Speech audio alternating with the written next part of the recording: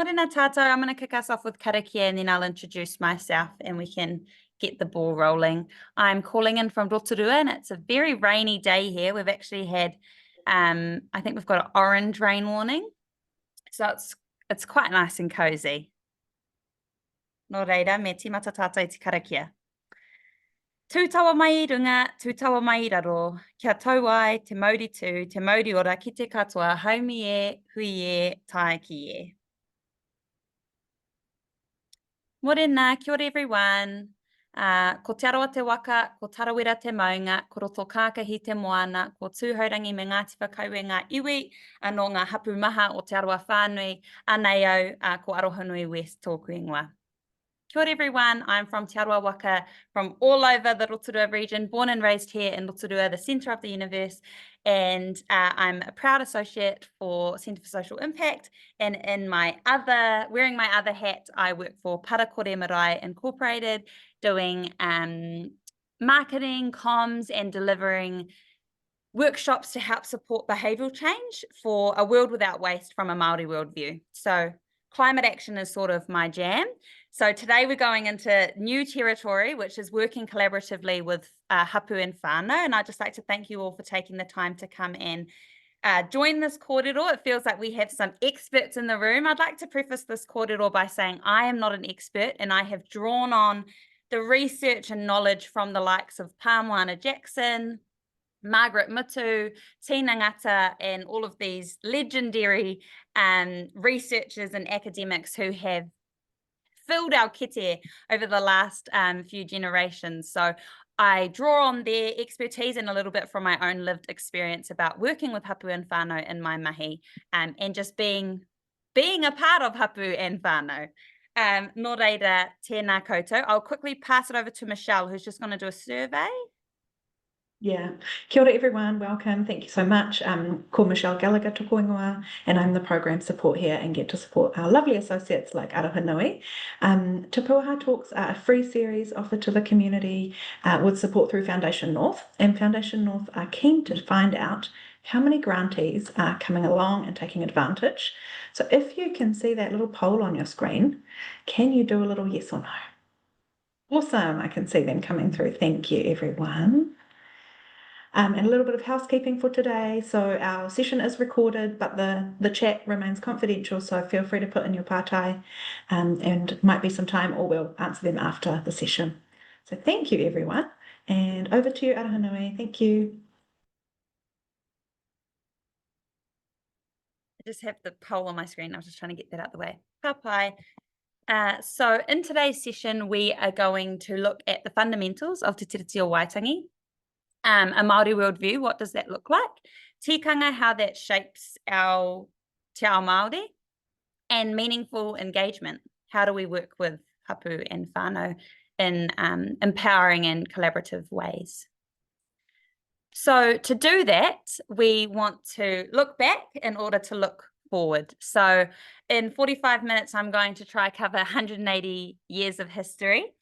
And I'm obviously going to do quite a shallow overview because it's quite hard to do that in 45 minutes. And again, I would just like to acknowledge, I do cite my sources throughout this kōrero, but I'd just like to acknowledge Moana Jackson, Professor Margaret Mutu, and Tina Ngata for their contributions, and the Waitangi Tribunal for their contributions to this kōrero.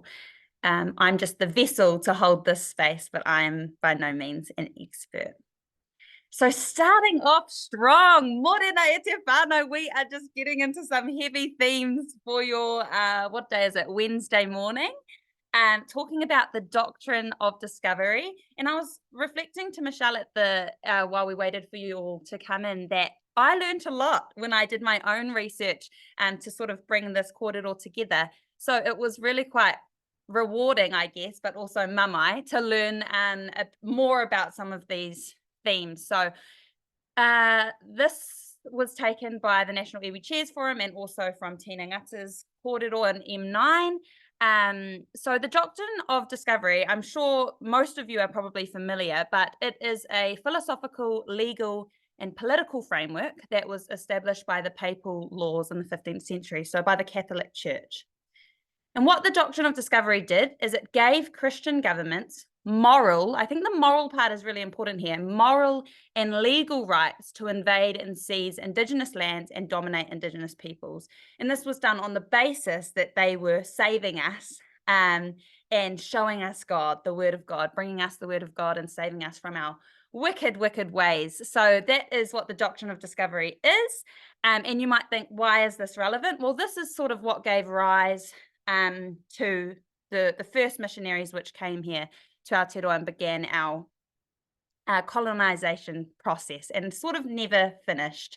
And what I mean by that is that over time, those who invaded and seized Indigenous lands established colonial governments which maintained these very systems of domination and oppression.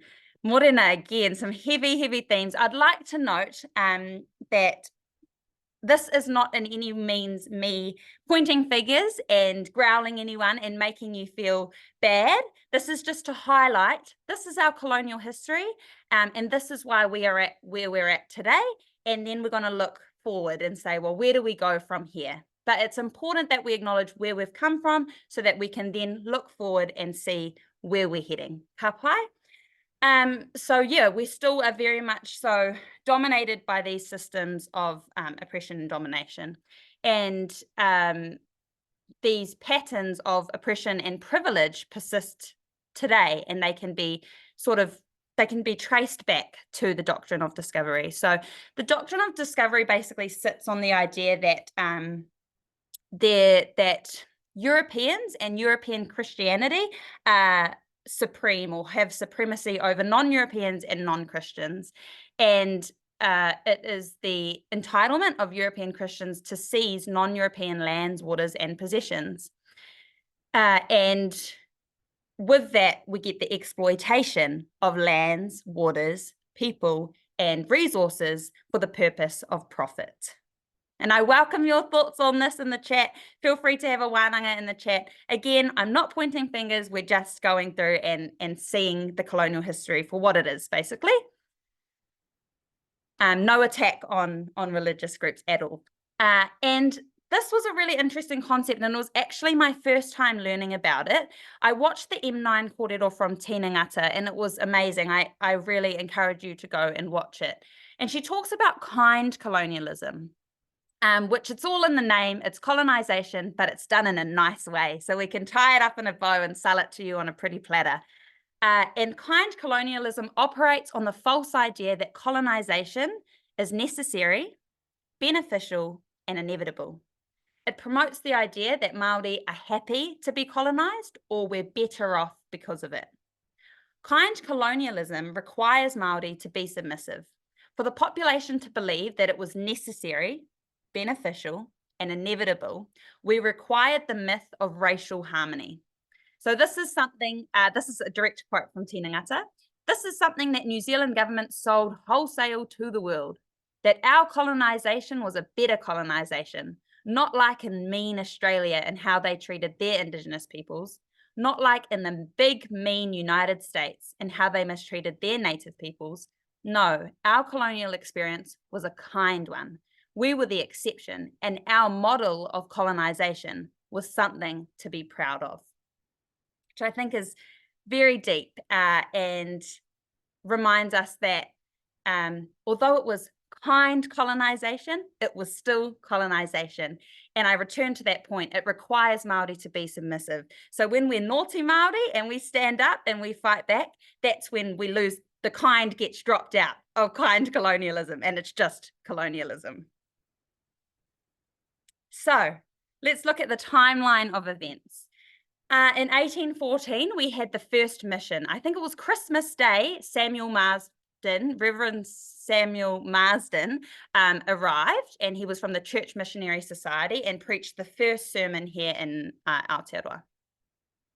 In 1835, we had the Declaration of Independence, he whakaputanga o te rangatiratanga o Nuterini, and that was drawn up by British residents James Busby, and it asserted the independence of New Zealand with all sovereign power and authority resting on the chiefs and tribes. So recognizing that we had hapūtanga, so just in case there's some people in here that don't know what that means, we know what iwi are. So those are the large tribes. And then we have hapū, which are the sub-tribes. So that's more so like your whānau, your community. And you operate within that system, within your hapū.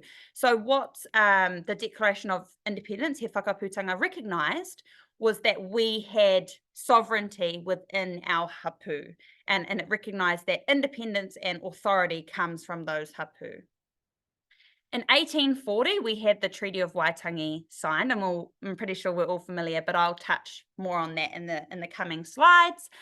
And 1860, we had the New Zealand Wars over land. 1975, the Waitangi Tribunal was established.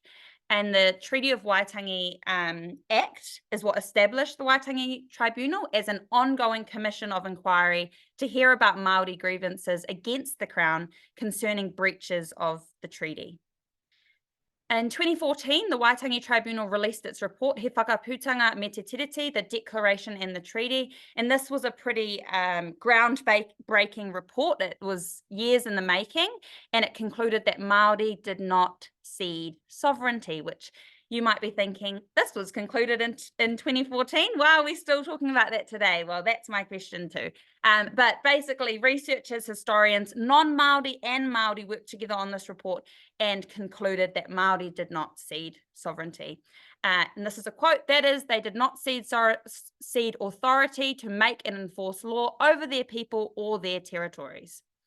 The rangatira did, however, agree to share power and authority with Britain. So we gave them the right to govern their own peoples.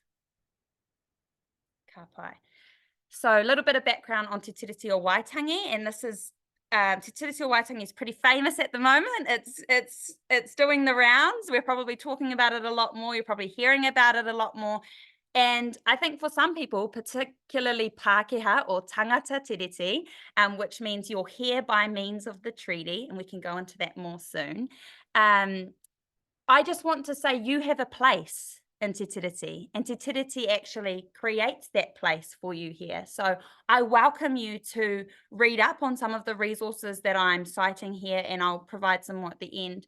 I welcome you to read up on that vision of Te Tiriti o Waitangi and to see yourself in it and to recognise that it isn't just exclusively about Māori rights, but it's actually a means for us, for Māori and non-Māori, to share space, to share place, and to share time.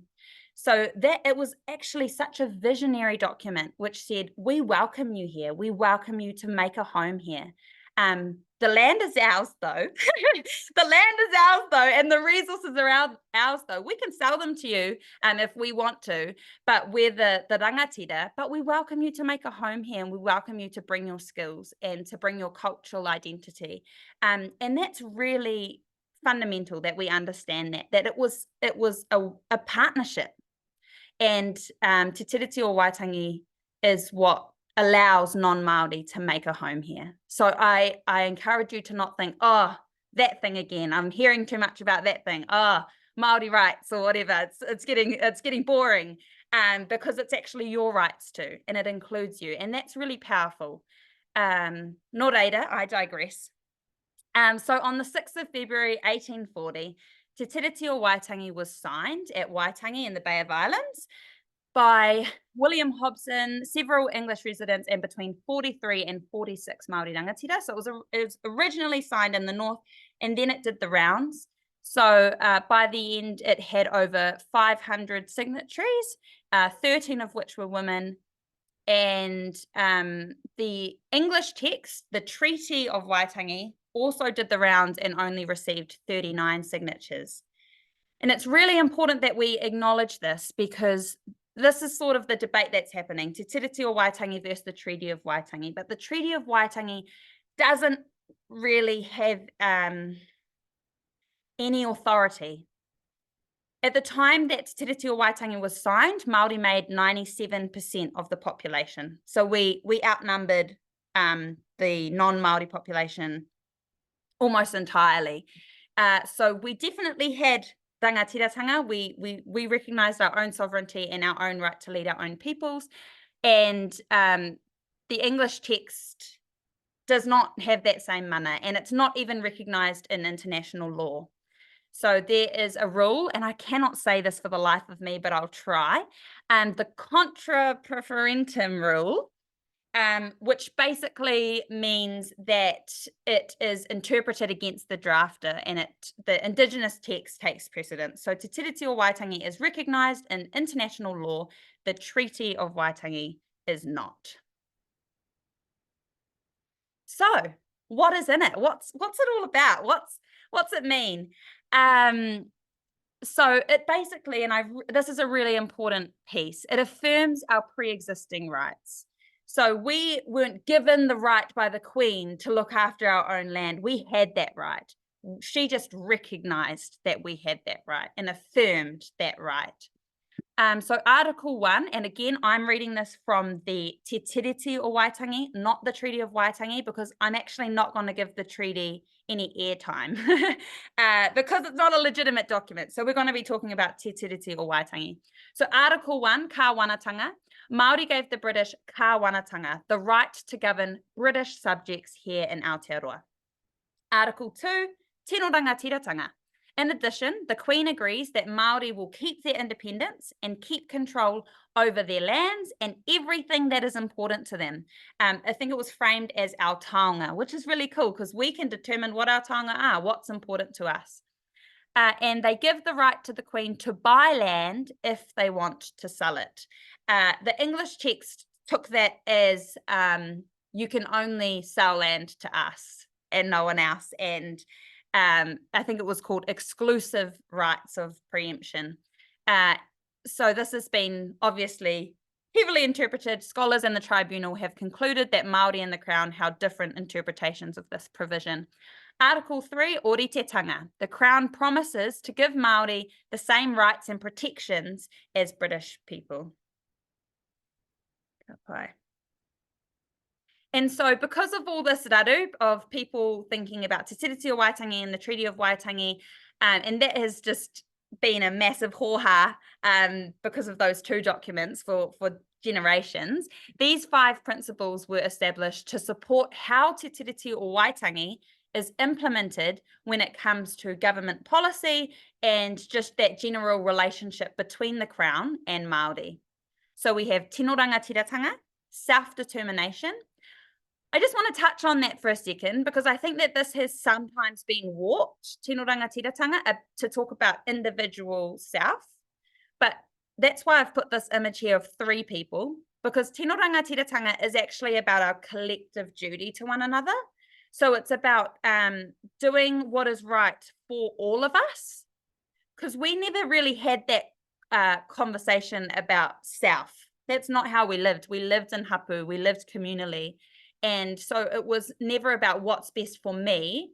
It was about what's the decisions that will best impact us as a collective. So it recognized our collective duty of care to one another.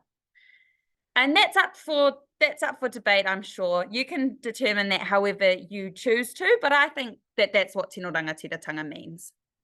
And then we have partnership, active protection, options, and equity. These often get synthesized to the 3 Ps. You've probably heard that before: partnership, participation, and protection. Partnership is that the treaty created a relationship between Māori and the Crown, and both parties must act with the utmost good faith. Breached? No, sorry. Participation. The Crown will provide tangata whenua with opportunities to engage with decision-making processes at all levels. Breached. Protection. Active protection of Māori interests, rights, taonga, and rangatiratanga must be a government priority. These principles were created by academics. So non-Māori and Māori came together to create these principles. So it was created by historians, lawyers, judges, and other experts employed by the courts or the Waitangi Tribunal. It was also created alongside government officials and politicians. They have been criticised. Many people think that they don't go far enough to capture what was laid out in the vision of Te Tiriti o Waitangi, and some people will probably think they go too far, and that's why the principles have been very popular. If you can recall the Treaty Principles Bill, which went through the House a few months ago and had a rather large gathering outside of Parliament. Ka pai. I think that's all I need to talk about here. Yeah. So I was having a giggle about breaches in the last slide. I will touch on some of the breaches that have occurred. Again, it's not me pointing fingers. If you're feeling a little bit attacked, I just want you to go like this right now. Just wriggle your shoulders, shake it off. Okay, it doesn't actually do any good for any of us to feel super guilty. I don't think that's the way forward. We need to acknowledge the historical harm that has taken place, and we need to repair that together and move forward in a way that looks for transformational change and create an Aotearoa that works for all of us. Ka pai. So general breaches that have occurred: land confiscation and alienation, so particularly with the New Zealand Wars or the Māori land wars, acquisition of land through unfair purchase processes or without proper consultation, use of the native land court to individualize land titles, making land more and more easily alienated from Māori. And we see that with the Public Works Act, which just took land for hospitals, schools, airports, townships, all of those things, but didn't provide any financial, I guess, didn't buy it, is what I'm trying to say. And undermining Māori sovereignty or tino rangatiratanga, ignoring the authority and self-determination guaranteed to Māori in the Māori text of the treaty. Centralisation of governance under the Crown with minimal or no input from Māori in key decisions. Imposition of British legal and political systems over Māori systems of law and leadership. So tikanga, which we'll talk about soon, is actually Māori law, and it's the first law that ever occurred here in Aotearoa, New Zealand. It is a constitution. And I think that is one of the hardest things that we're dealing with today, is we've been overrun by this British legal system, that we don't actually give Māori systems the mana that they deserve. We don't recognise tikanga as a form of law. But it is, and top lawyers are even arguing that tikanga must be compulsory in the law, in law school, and when you study law at university, it must be compulsory to study tikanga, because it is the first law of this country, and it is the constitution upon which hapū operated. Failure to act in good faith, that's a partnership breach, lack of consultation, failure to uphold the treaty as a living document until late in the 20th century, inadequate recognition of Māori rights in early laws and institutions, cultural suppression. We could go on and on and on. Examples of specific breaches: the Waikato Tainui Raupatu claims, Ngaitahu claim, foreshore and seabed. We get the picture, eh, whānau? So this is sort of the very real reality that we're living with now. We're looking at a picture from 1860 right through to 2000, and we're looking at the severe Māori land loss. I watched a kōrero recently, and I can't remember who it was, and they said, stop saying Māori land loss. It's not lost, it's right there. It was stolen. Because I think maybe that lightens the truth of Māori land theft and land wrongfully taken from us under the Public Works Act, and a variety of colonial tools that we use to take this land in bad faith is ultimately what happened there. And the consequences of this is that as tangata whenua, as mana whenua, as people of the land, how can we live that if we don't have land?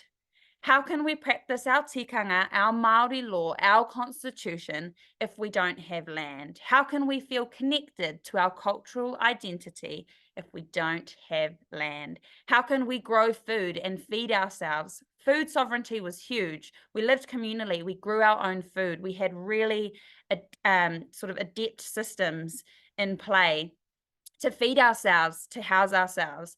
And now we are overrepresented in the worst statistics that you can imagine, in homelessness, in health, in justice.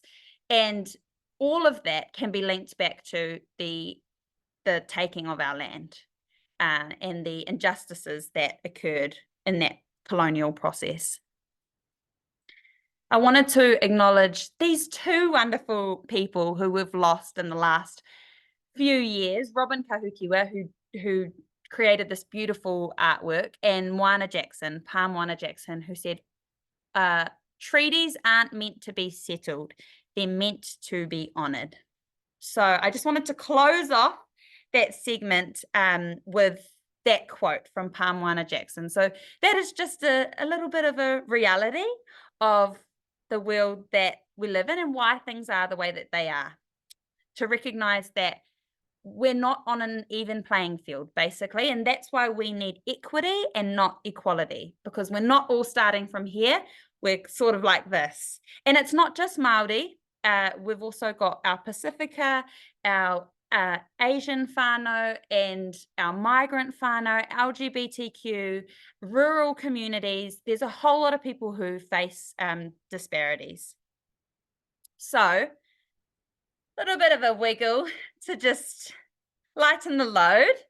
But I really thought it was important to cover that context, because we actually can't talk about how we can meaningfully engage with hapū and whānau without recognizing the systems at play, and that we might say colonization is a thing of the past, but it's not. We're still living under colonial systems.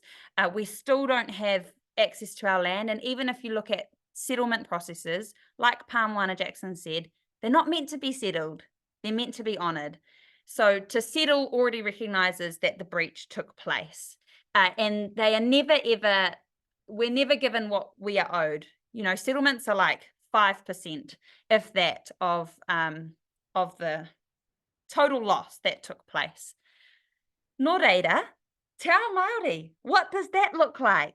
And how can we use this knowledge about the past and move forward into the future and create those beautiful partnerships between Māori, between tangata whenua and tangata tiriti, as laid out in that beautiful vision of our tupuna, of my tupuna and your tupuna. They came together to create this vision, a vision for an Aotearoa that has protected wildlife, that is flourishing, and that we can all enjoy the shared fruits of that vision of our tupuna. So remembering that the whole purpose was to share place, space, and time.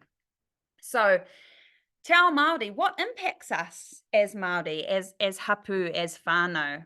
Our whānau atua, ranginui, papatuanuku, all of our atua that we recognise as the givers of life. Tāne mahuta, the guardian of the forest. These aren't just folk stories for us. They are actually the foundation of our world.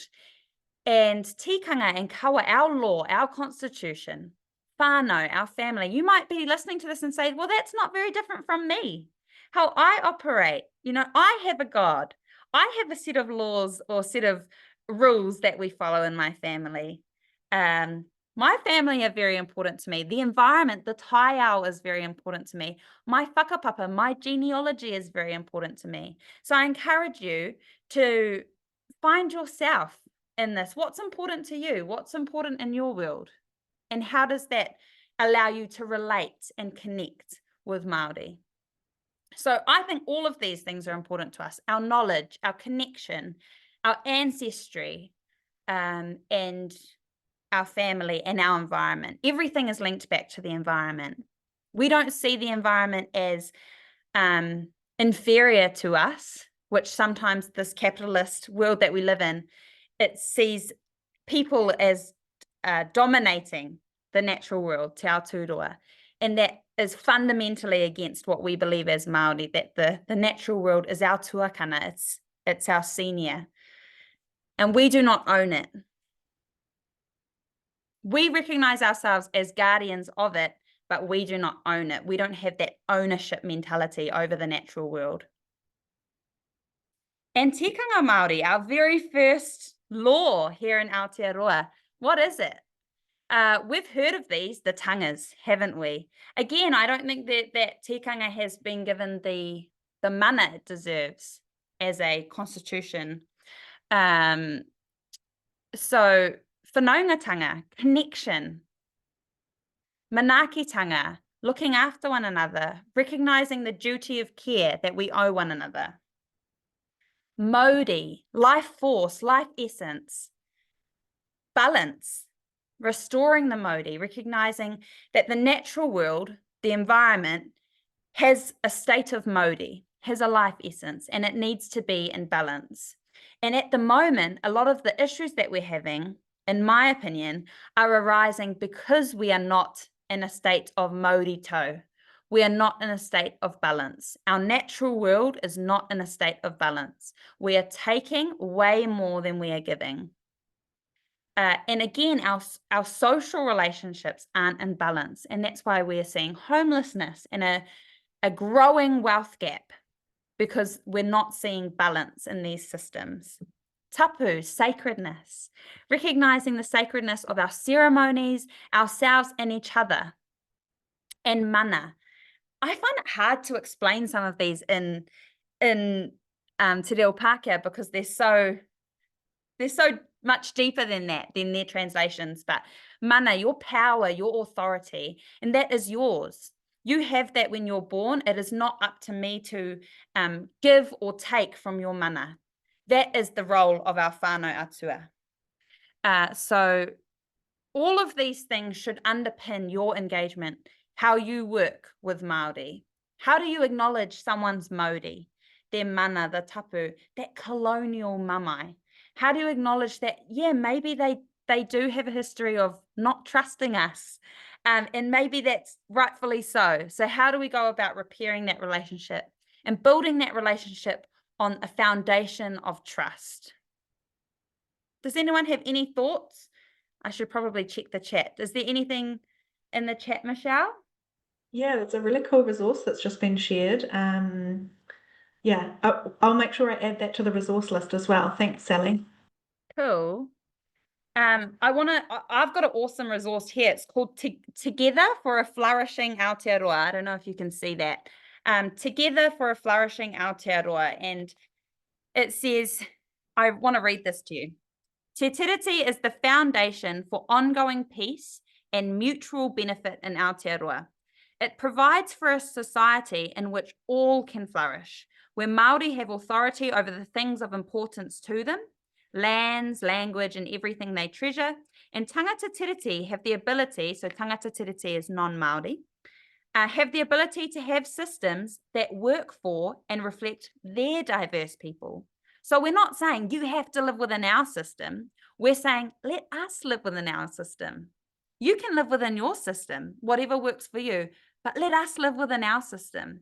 And when we need to, let's come together. It says right here, within this relationship, there is a space in between for negotiating issues of shared interest and concern.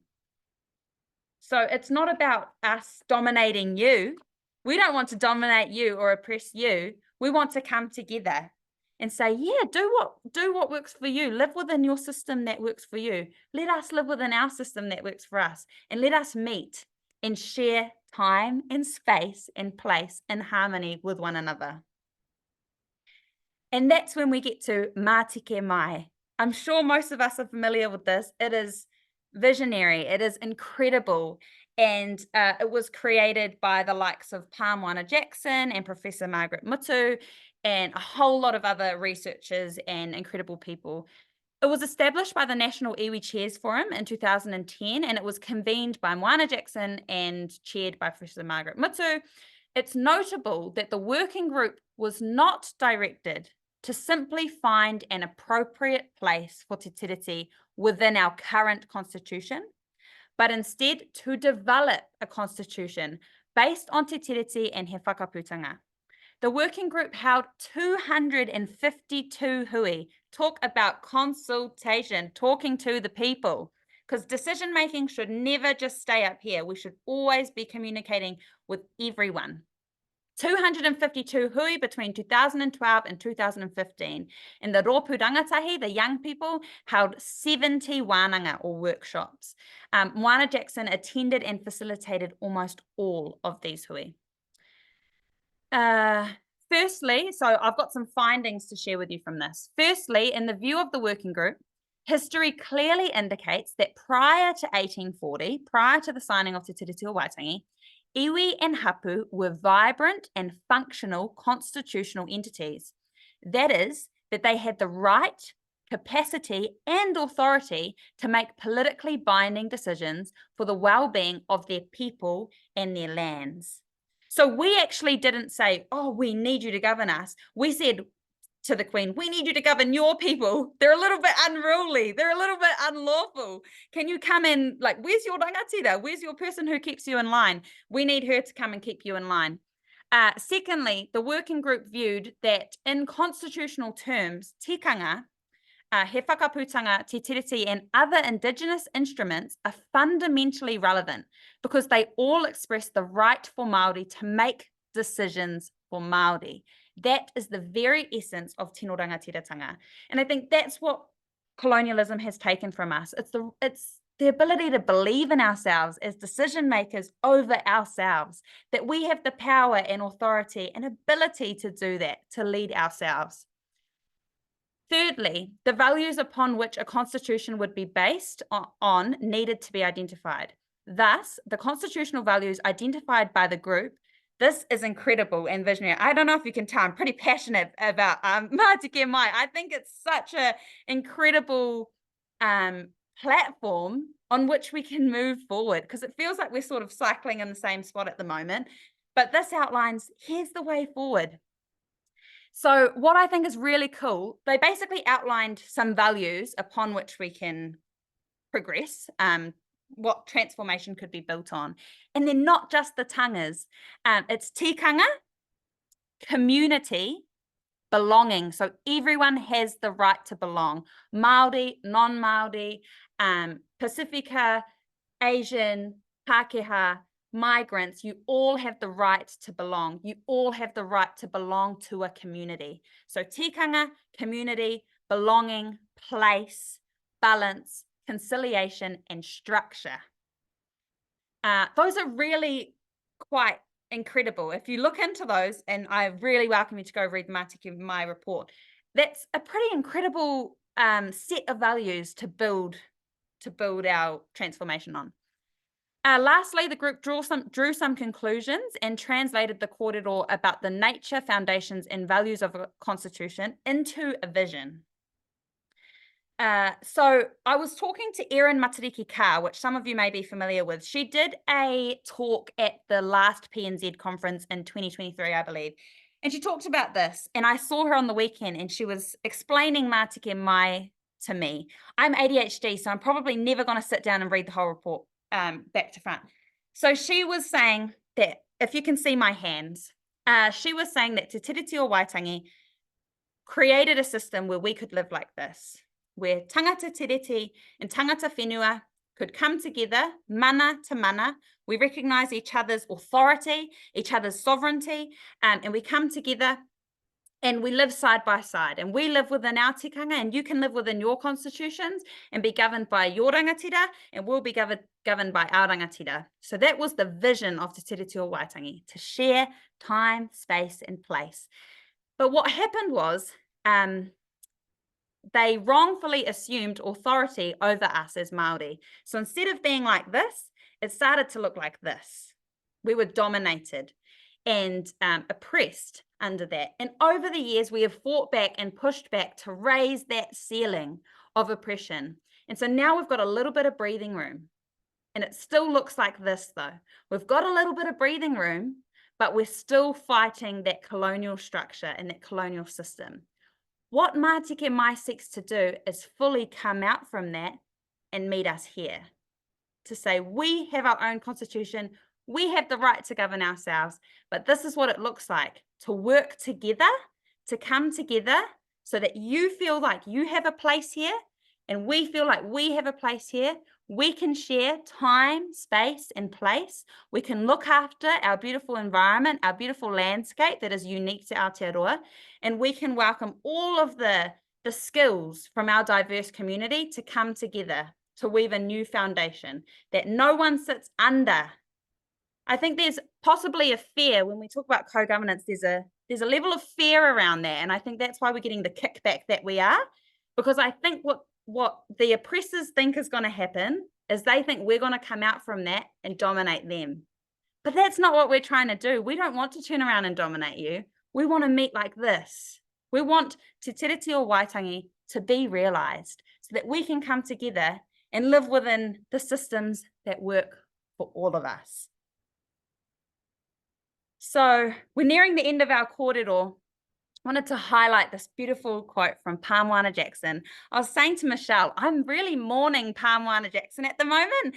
I was quite young when he passed, and a few years ago. And I never really got to fully look into all of his mahi, but I have been lately. And what a gentle leader, what an intelligent, gentle leader who was welcoming of all peoples. And he didn't lead with ego, which is maybe the issue that we're having with leaders now. He didn't lead with ego, he led with aroha. And this is one of his amazing quotes. The treaty to me has never been about treaty rights. It's always been about the rightness that comes from people accepting their obligations to each other. And that was a profound and I think visionary base upon which to build a country. And that's what I wanted this kōrero to be about. It's about accepting our obligations to each other. To build a flourishing community, we're going to have to get hōhā with each other, but we need each other to feel that sense of security and community and that place of belonging, that Aotearoa is my home as tangata whenua, but it also can be your home, and we can welcome you here and live together. Yeah, I love that quote from Pāmoana Jackson. So to round us off, constitutional transformation is needed to restore the balance. We don't have a balance at the moment. We don't have environmental or social balance. And what's good for Māori is good for everyone. When we restore that balance, we can all enjoy the fruits of the flourishing Aotearoa together.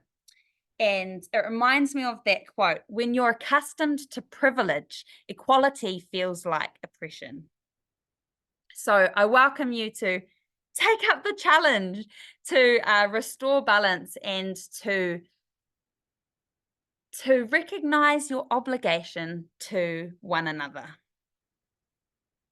So I feel like I've taken us here, there, and everywhere.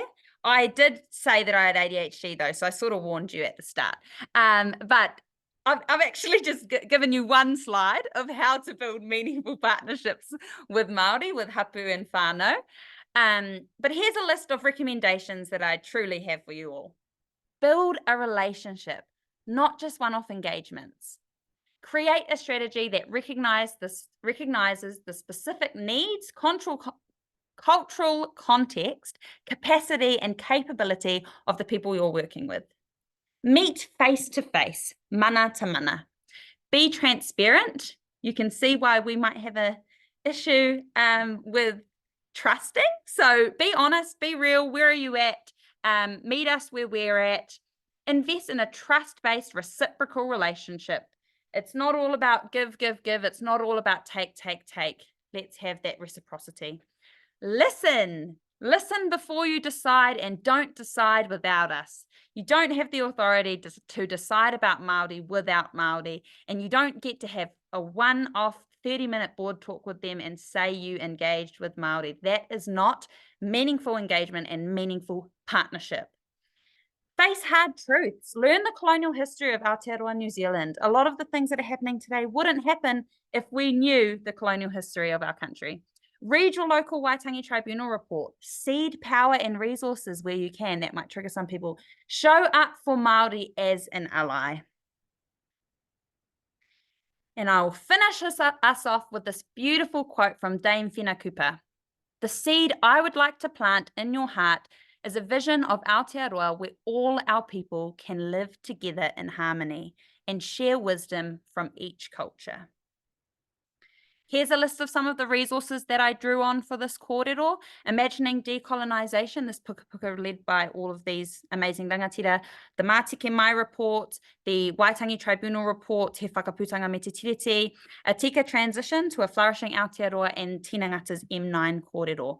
I welcome you to read into these resources if you were interested in this kōrero and if you would like to find out more.